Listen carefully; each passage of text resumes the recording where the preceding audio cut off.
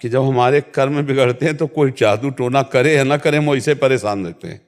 बुरी दशा आने के पहले बुद्धि बदली जाती है। किसी ने हमें कुछ कर दिया है और कहीं इसका सपोर्ट देने वाला कोई मिल जाए कि अरे उसने तुम्हारे ऊपर कुछ कर दिया, जादू टोना कर दिया, बस जान लो फिर परेशान हो। अब जैसे हमारे पाप कर्म हैं, अब कोई जीवात्मा हमको दंड देना चाहता है, अब वो भूत योनि का हो गया है, अब संयोग बनेगा और वो हमको दंड देगा क्योंकि हमारे कर्म, और बिना झाड़ फूंक के अगर हमारा कर्म हट गया भोग का, वो अपने आप हट जाएगा, खत्म हो जाएगा। ऐसे ही रोग आ जाते हैं, ऐसे व्यक्ति से घटना हो जाती है, हम जा रहे हैं, हमारा कोई दुश्मनी का मतलब नहीं है, और जरा सा ऐसी घटना घटी, वो मार पिटाई, दुश्मनी और भारी दुश्मनी बन गई। कर्म, अगर हम कर्म संभाल लें तो सब ठीक हो जाए। तुम तो बच्चा घर में रहते होगे, हम इस स्मशान में रहे गंगा किनारे, और जवान बचपन से 13 वर्ष से घूमते, हमको कभी हमारे दिमाग में ना भूत चढ़ा और ना कभी कोई तंत्र मंत्र चढ़ा।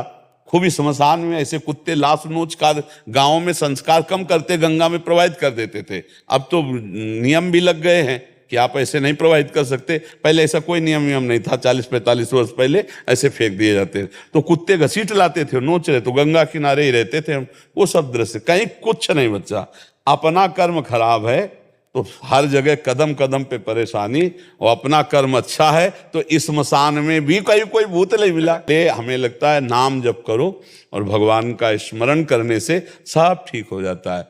और वैसे भी हनुमान चालीसा में लिखा है ना, भूत पिशाच निकट नहीं आवे, महावीर जब नाम सुना है।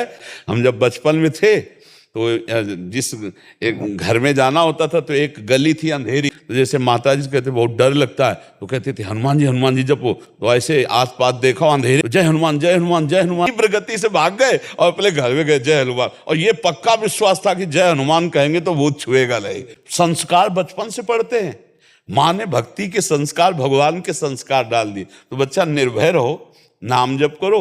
और जो कोई मानसिक या शारीरिक भूतावेश या किसी भी तरह का कोई भी दुख है, वो हमारा कर्म है। ऐसे पूरे संसार में भूत है, किसी के निचिपट जाएंगे, उसी के चिपटेंगे जिसका संस्कार है, जिसको भोग भोगना है, वैसे फिर वो कष्ट भोगता है जीव। तो इसलिए मुझे लगता है अगर नाम जप करो, भगवान की भक्ति करो तो कोई परेशानी नहीं आएगी।